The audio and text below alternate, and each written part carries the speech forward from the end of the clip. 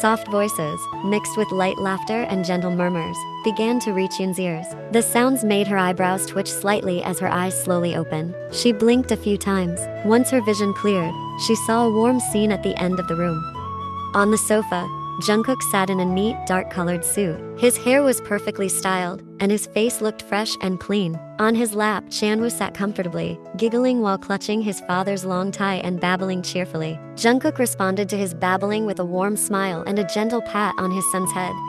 The moment Jungkook realized Yin was awake, his eyes immediately turned to her. "Good morning," he said softly, his voice low so as not to startle her. "Sorry, we were noisy and woke you up." Yin quickly shook her head and slowly sat up, leaning her back against the headboard. A smile spread across her lips as she looked at the two boys, one big, one small, who now filled her days. "It's okay. I'm the one who should have woken up earlier. Next time, if I oversleep again, please wake me up," she said gently. Jungkook smiled warmly, his face no longer cold like it used to be. "You were sleeping so soundly last night, I didn't have the heart to wake you," he said as he gently stroked Chanwoo's hair, who was still sitting snugly on his lap. "You looked more peaceful while sleeping too." Yin gave a small smile. How could she not sleep well? For years, she had never rested peacefully, her mind weighed down by all the problems in her life. But finally, just yesterday, she and Jungkook had resolved their issues and agreed to open their hearts to one another, building a home together for Chanwoo's sake. "Daddy, you look really neat today," mumbled Chanwoo, kissing Jungkook's cheek. Jungkook chuckled softly, "Because today I have to be an important person at the office. But before that, we need to have breakfast together." Yin looked at Jungkook with curiosity, then finally asked something she had never known. "Where exactly are you going to work?" Jungkook gave her a small smile. "You didn't think the nightclub was my only business, did you?" Yin laughed awkwardly. "That's why I'm asking you. Today I have a meeting at one of my hotels. We're discussing plans to build a new hotel in the Incheon area." Oh, that was all Yin said, not really eager to dig deeper. "So you go to the club at night and take care of the hotel during the day?" Jungkook gave a faint smile. His wife was finally starting to ask questions, starting to get curious. That meant she was starting to feel comfortable. "It used to be like that, but now I'll rarely go to the club. I'd rather spend my nights at home with my family." Yin cleared her throat before finally deciding to get up. "Alright, let's get ready for breakfast." 5 months later. In the warm, well-lit dining room, the little family was enjoying breakfast together. Chanwoo, now 3 years old, sat in a small children's chair with a tiny plate of toast and eggs in front of him. The little boy occasionally giggled to himself, playing with his spoon while excitedly telling his parents about his funny dream. Yin watched her husband and their son, who now seemed closer than ever. A faint smile formed on her lips. "Jungkook," she called softly. Jungkook turned his head while wiping jam off the corner of Chanwoo's mouth. Yin looked at him seriously, yet gently. "I want to talk a little about Chanwoo." Jungkook nodded and put down his spoon. "Of course, what is it?" Yin took a deep breath before speaking. "I've been thinking, maybe it's time we enroll Chanwoo in preschool. He's already 3. I think he needs friends his age so he can learn to socialize. He's happy at home, yes, but I want him to have a routine that's both educational and fun." Jungkook glanced at Chanwoo, who was now giggling at the shadow of his hand on the table, then looked back at Yin. "I agree," he said firmly. "I think that's a great step. Chanwoo is smart, but he does need an environment that supports his development too." Yin's face looked relieved. "I've already looked into a few schools, and, in 2 days, registration for the new school year opens." "Great, then in 2 days, we'll go there together," Jungkook replied with a smile. "I want to see for myself where our son will be learning." Chanwoo looked at them, unaware of the conversation, and cheerfully said, "I want to go to school. I want a bag like Daddy's too." Jungkook chuckled, ruffling Chanwoo's hair. "Alright, Daddy will buy you the coolest bag, promise." 2 days later. That morning, the preschool's administration room was bustling. Parents sat in orderly lines of chairs, some filling out forms, while others chatted quietly with their children. Yin sat in the waiting area with Chanwoo on her lap. She held a folder containing all the documents she had prepared the night before. Chanwoo looked excitedly at the colorful pictures decorating the waiting room walls.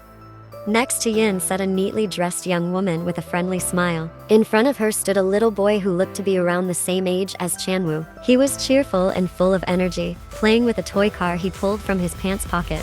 Soon, the boy turned to Chanwoo and offered one of his toy cars, saying, "My name's Yeonjun. Want to play together?" Chanwoo gave a shy smile, then nodded. He climbed off Yin's lap and started playing with Yeonjun. The two quickly bonded, as if they'd known each other for ages. Yin and the woman next to her exchanged a glance, then smiled. They seemed to get along well, the woman said, breaking the ice. Yin nodded. Yes. My son's name is Chanwoo. He just turned 3 last month.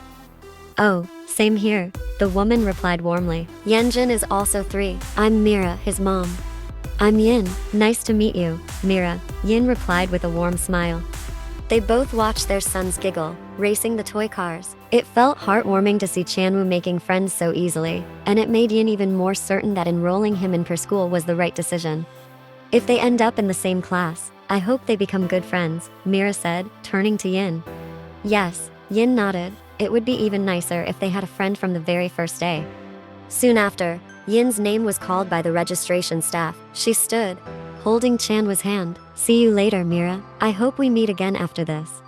We will. See you, Yin. Yin then completed Chanwoo's registration and exited the room, heading home where Jungkook was already waiting for them outside.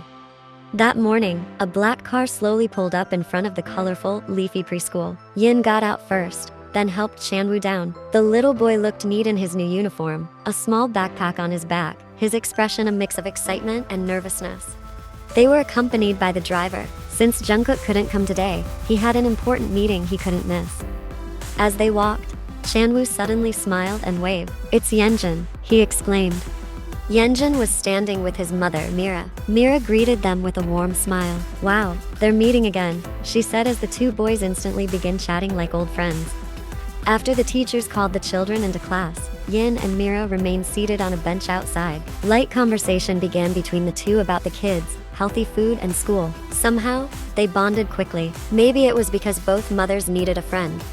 Suddenly, Yin's phone vibrated. It was Jungkook calling. Yes, Yin answered, stepping a little away from Mira, though still within earshot. Everything okay? Was Chanwoo fussy? Jungkook's worried voice came through. Yin smiled softly. Everything's fine. Chan was doing well. He even met his new friend again, Yeonjun. Thank goodness. Jungkook let out a relieved sigh. Sorry, I couldn't come. It's okay, I understand. Just focus on work, Yin replied gently. Alright then, I'll hang up now. I've got another client meeting coming up. Okay. They ended the call. Mira, who had been watching, smiled teasingly. Your husband's so caring. You're really pampered, huh? Yin smiled shyly and lowered her gaze. Not really, just normal. I bet you're pampered too, with a cheerful kid like Yeonjun. But Mira's smile slowly faded. She sighed softly and said, I don't have a husband. Yin was taken aback. Oh, I'm sorry, Mira. I didn't know, I thought. Mira chuckled quietly and shook her head. It's alright, a lot of people assume that, but I've never been married. Yin was even more surprised, but she didn't want Mira to feel uncomfortable, so she stayed silent and listened. At first, she thought Mira's husband had passed away, but it turns out. Seeing that Yin wasn't judging her, Mira finally said softly, Yeonjun, he's the result of a one-night stand with a coworker. It was during an office event and, well, it just happened.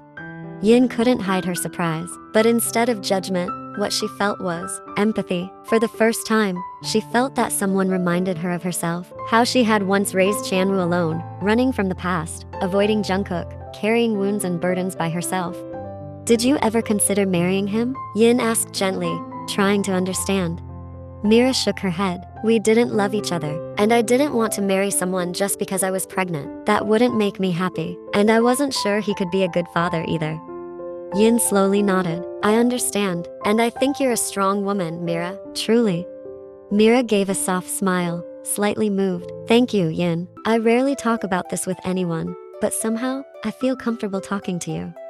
Yin took a deep breath. She understood that look in Mira's eyes, a look that needed support. Finally, with a smile, she pulled out her phone. Mira, let's exchange numbers. If you ever need anything, don't hesitate to reach out to me. At the very least, she wanted to offer this woman the support she herself once needed. Mira smiled. You're so kind, Yin. They exchanged phone numbers, and without realizing it, chatted for quite a while, sharing stories, light laughter, and empathy as two mothers who truly understood each other. Eventually, they decided to wait for their kids together until dismissal time. When the school bell rang and the children ran out of the classroom, Chanwoo and Yeonjun immediately rushed toward their mothers with bright, happy faces. Their first day of school went smoothly, and without realizing it, a bond had formed, not just between the two little boys, but also between the two mothers who had become friends. That night, the room felt quieter than usual. The dim nightlight cast a soft glow on Yin's face as she sat on the edge of the bed, lost in thought, her eyes staring blankly ahead. For some reason, her encounter with Mira earlier that day lingered in her mind. The woman's story brought Yin back to her own past, to the days she had to go through alone, hiding her pregnancy, and raising Chanwoo in silence. The sound of the bathroom door opening broke the silence. Jungkook stepped out, still damp, wearing only a kimono-style bathrobe. When he saw Yin deep in thought, he immediately walked over and sat beside her, concern on his face. "What's wrong?" he asked gently, his warm hand resting lightly on Yin's back. Yin turned slightly, then took a deep breath. "Today, I met someone. Her name's Mira. She's Yeonjun's mom, Chanwoo's new friend." Jungkook simply nodded, waiting for her to continue. "She told me she's raising Yeonjun on her own. She never got married. Yeonjun is the result of a one-night stand with a man she didn't love." Yin looked down, gently rubbing her fingers. "I don't know why, but her story felt like a reflection of my own past." Jungkook was silent for a few seconds. His expression changed, as if her words struck a nerve. "So, you still haven't forgiven me?" he asked cautiously, his voice barely audible. Yin quickly shook her head. "No, that's not what I meant. I've already forgiven you, Jungkook. It just brought back memories, that's all." Jungkook let out a long breath, his eyes watching Yin's tired face. "I know, I've made a lot of mistakes, but I'm grateful you still chose to stay, to build this family with me, for Chanwoo." Yin nodded slowly. "We're both learning now, right? To be better parents, and maybe better partners who truly understand each other." Silence fell again, but this time, it wasn't heavy, just quiet, filled with understanding. To break the melancholy, Yin gave a faint smile and whispered, "Let's sleep." Jungkook returned the smile and nodded, "Yeah." He stood up, walked to the wardrobe to change into pajamas, and returned to the bed, but by the time he climbed onto his side, Yin had already fallen asleep, her back turned to him. Jungkook stared silently at her back. He swallowed hard, unsure. In his heart, there was a longing he'd been suppressing, a desire to touch her, to hold her, to even just kiss her, so strong. But Jungkook held himself back. He knew Yin's love hadn't fully bloomed yet. They hadn't done anything intimate since that one night. He didn't want to rush things. He didn't want to ruin what they had slowly built over time. So he only let out a quiet sigh, lay down beside her, and stared at the ceiling before finally closing his eyes. 6 months later. That morning felt different. When Yin arrived at the school to pick up Chanwoo like usual, she was startled by a group of small children getting off a school bus with somber faces. Chanwoo was the last to get off, his face red and his eyes swollen. A mother's instinct made Yin immediately kneel down and hug her son. "Chanwoo, where have you all been? Why are you crying, my son?" she asked gently, wiping his cheeks. With a trembling voice, Chanwoo answered, "Mom, we went to a funeral home. Yeonjun's mom, Auntie Mira, passed away." Yin's heartbeat slowed instantly. "What?" she whispered, stunned. She turned to the teacher standing nearby, hoping it was a mistake. But the teacher nodded solemnly. "Yes, ma'am. Mrs. Mira was in an accident yesterday afternoon. We just took the children to the funeral home. The police informed the school this morning, and since Mira was Yeonjun's guardian, we thought it was appropriate for the children to pay their last respects and be there for Yeonjun." Yin swallowed hard, her thoughts immediately jumping to one thing: who is taking care of Yeonjun now? Without a second thought, Yin asked for the address of the funeral home. She took Chanwoo with her and quickly got into the car with their driver, heading straight to the place. When they arrived, the sorrow in the air was still thick, but unlike most funerals, the place wasn't too crowded. Yin's eyes immediately caught sight of a small boy crying in the arms of the school principal, Yeonjun.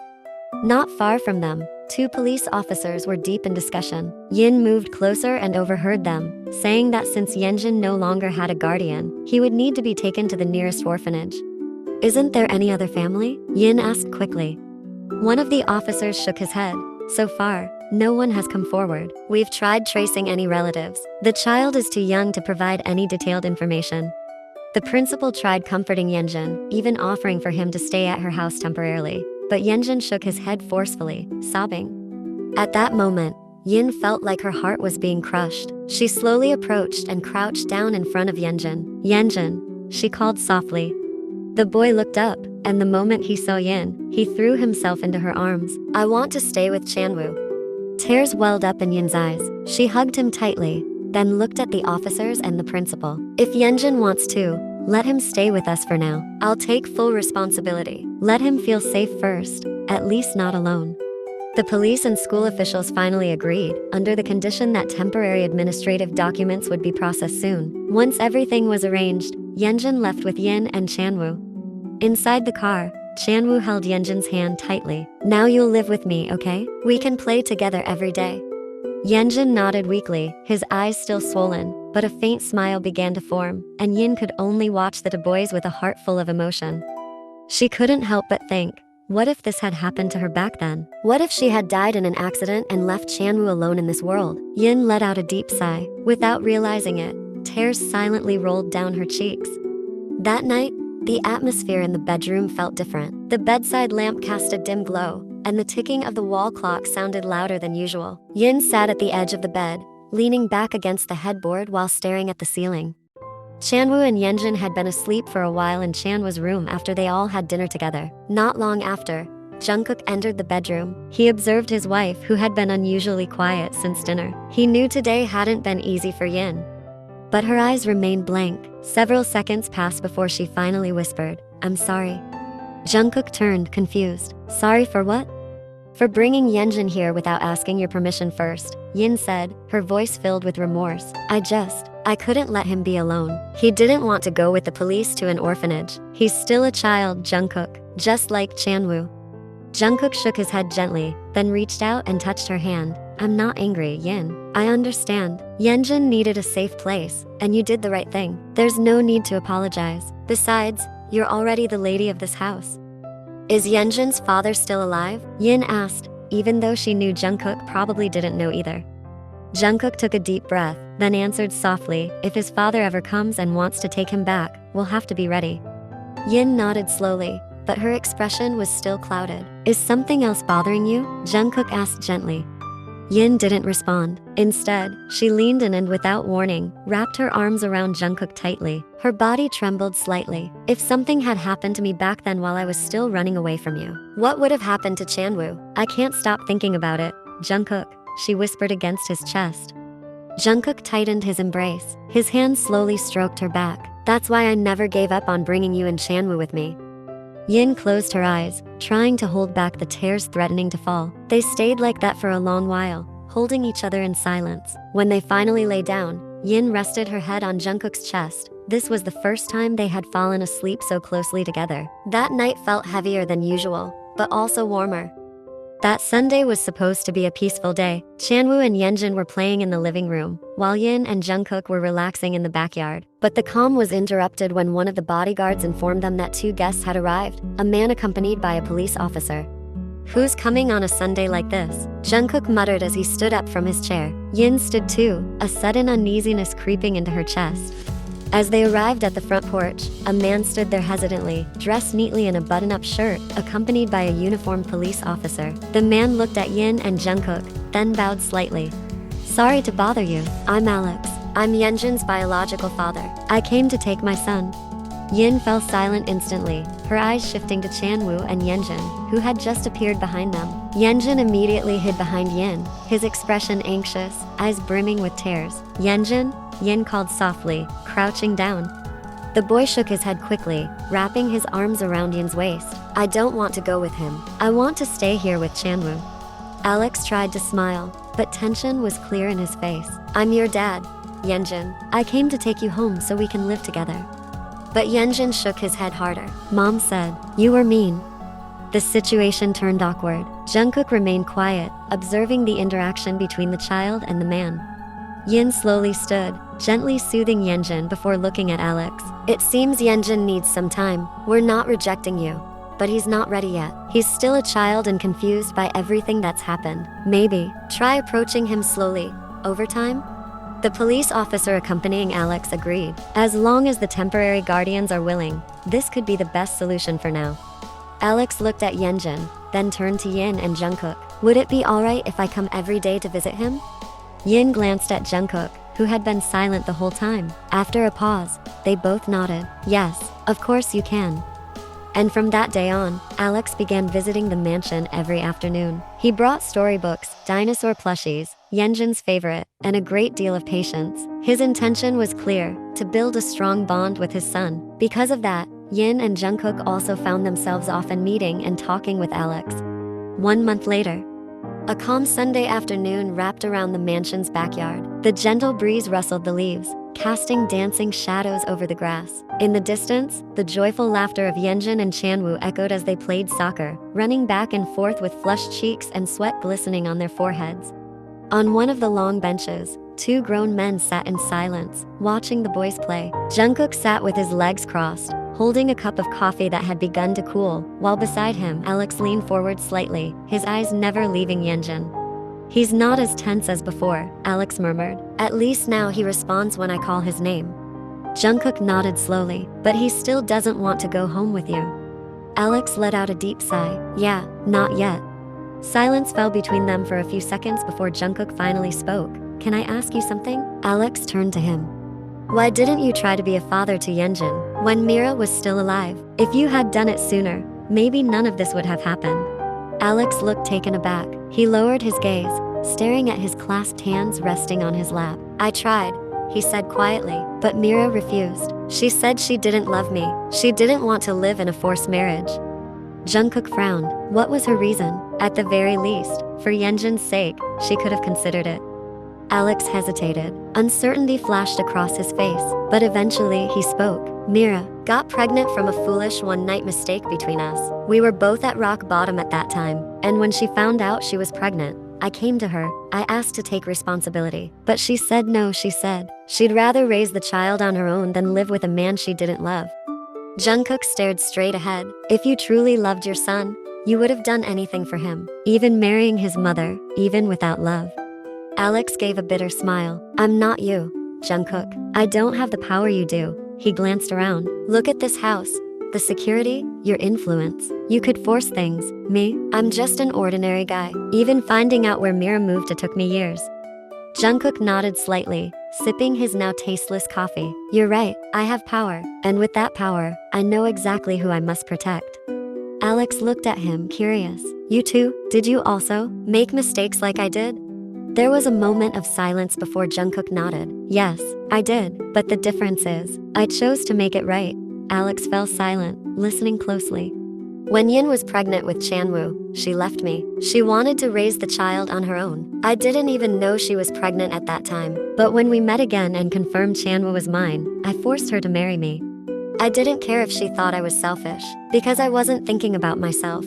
I was thinking about our child. Chanwoo deserves to grow up with both parents." Alex was quiet, but Mira, she didn't want that, and I couldn't force her. I had no right. What if Mira or your wife felt pressured into marriage with you? Wouldn't that hurt her? Alex stared straight ahead. That's what I feared most with Mira. I didn't want to force her into a marriage that would only make her suffer. Jungkook looked down at the empty cup in his hand, then set it on the small table beside him. He took a deep breath and spoke in a calm but resolute voice. "I built this family for Chanwoo," he said quietly, "and for Chanwoo's happiness. I promise to give love, not just for my child, but also for his mother." Alex turned to him, eyes full of questions. He clenched his jaw. "But doesn't that mean you or I are both selfish, forcing Yin or Mira?" "It's not selfish if it's for your child," Jungkook replied softly. "Let me be the villain, a monster, even a devil. None of that matters. Because my selfishness isn't for myself, it's for Chanwoo. If Yin kept refusing me, then she would be the selfish one, because her refusal was for herself. But me, I insisted for the sake of our child. If I ever did wrong to Yin," Jungkook continued, "then I must make up for it in the most meaningful way, and for the rest of my life.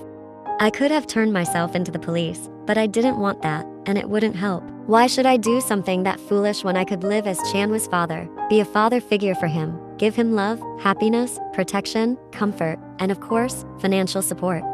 And because of that, if I love my child, then I must also love the mother of my child. They come as a package, inseparable. Because Chanwoo will only be truly happy when both his parents are present, united, harmonious, and love him. That's his heaven on earth." Jungkook looked directly into Alex's eyes. "Not all marriages start with love, but love can grow if both people are willing to open their hearts and share the same goal. Our goal is clear. We married because of Chanwoo, so we set aside our egos and focus on something bigger than ourselves." Alex didn't respond. His chest tightened at those words. There was pain, there was shame, and also regret. "I made mistakes," Jungkook added quietly, "but I chose to fix them. My mistakes won't disappear, but I'll redeem them in a way that truly matters." Alex looked away. His heart felt like it was being carved open, but at the same time, he began to understand. Maybe his fate was simply not as strong or as fortunate as Jungkook's. He and Mira were never given the time, never given the chance. "Unfortunately, Mira didn't have the time for that," Alex murmured. "She left. Just like that, leaving Yeonjun with no one, almost ending up in an orphanage." He closed his eyes for a moment. "Luckily, there were you and Yin, willing to take him in." Jungkook let out a deep breath, staring at the sky now tinged with orange. "That's also what I'm always grateful for, Alex," he said softly, "because I can't imagine if I hadn't had the chance to meet Chanwoo back then, and something bad had happened to Yin. If Yin and I had remained stubborn, it would have been Chanwoo who suffered the most." He turned to Alex, his eyes warm but firm. "I'm grateful that Yin still had a heart, and a clear enough mind to think rationally. She was willing to talk, willing to cooperate. Because from that moment on, we became parents. Our lives were no longer just about ourselves. Chanwoo was now between us." Alex lowered his head. Jungkook's words didn't just open his mind. They reopened old wounds and deep regrets. Yet maybe, after everything that happened, this was his second chance. "I understand," he whispered. "I failed once, but now, I want to make things right. If I can build a bond with Yeonjun, even slowly, I will do it." Jungkook patted his shoulder. "Don't give up. Children don't need promises or reasons, they need presence." Alex looked at Yeonjun, who was now hugging Chanwoo and laughing freely. A small spark of hope flickered in his heart. Maybe there was still time to fix everything.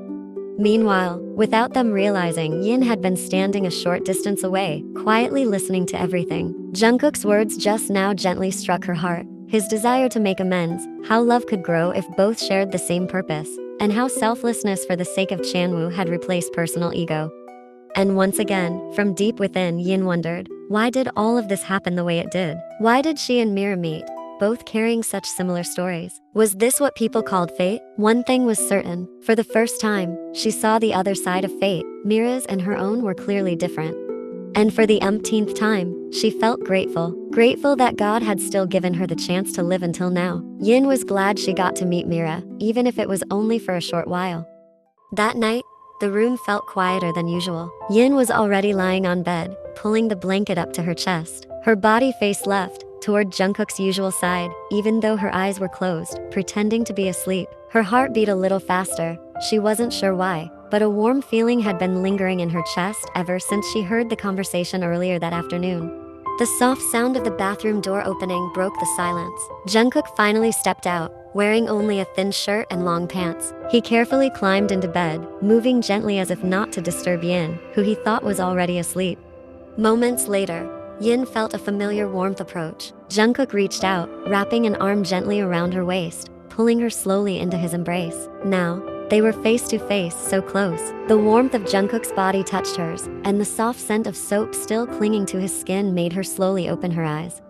Their faces were only a few centimeters apart. Jungkook gave a small smile, his gaze as gentle as always, but this time, more sincere. "You're not asleep?" he whispered, barely audible.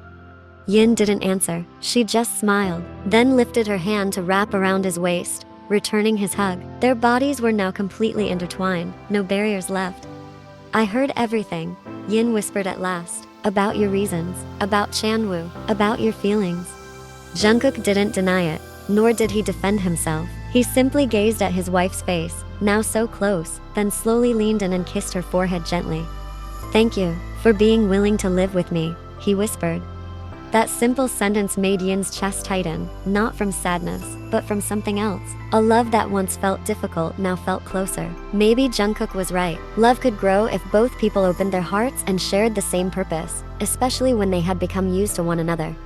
And from a sudden impulse, Yin leaned in, kissing Jungkook softly on the lips. What started as a slow kiss turned within seconds into something deeper, more intense, full of emotions no longer buried. Their fingers intertwined, their bodies drew closer, and it felt like there was no more distance, no more coldness keeping their hearts apart.